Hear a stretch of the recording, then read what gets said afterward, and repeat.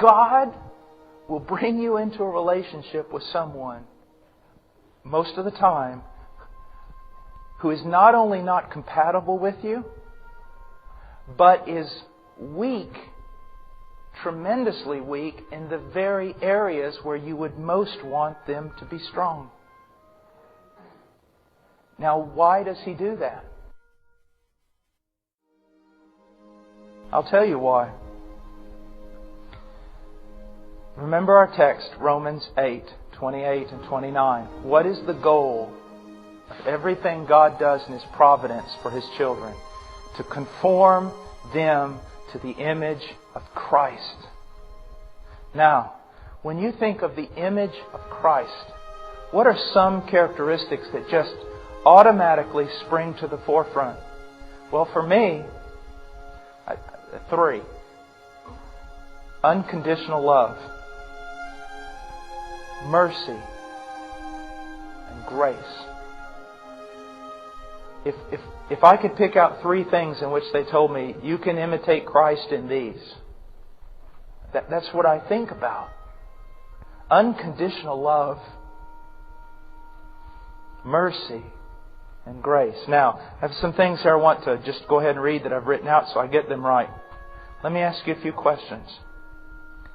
How would you ever learn unconditional love if you were married to someone who met all the conditions?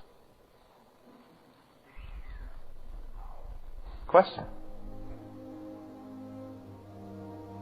How would you ever learn mercy, patience, long-suffering, heartfelt compassion if you were married to someone who never failed you, who was never difficult with you, who never sinned against you, who was never slow to acknowledge their sin or ask for forgiveness?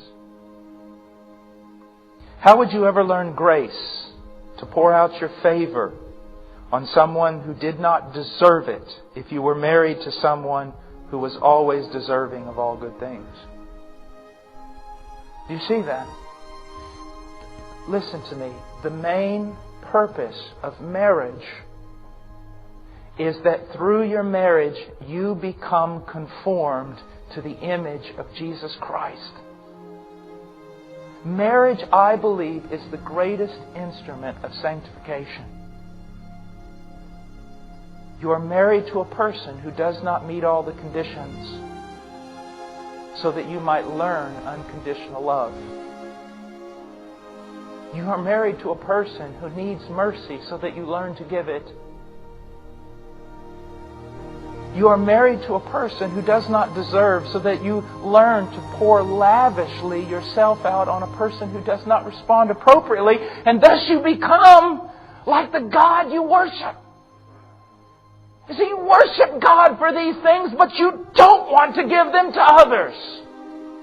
You worship God for grace, but you demand that your wife live in such a way that she not be in need of it. You worship God for unconditional love, but you get mad at your own wife when she doesn't meet the conditions. Do you see?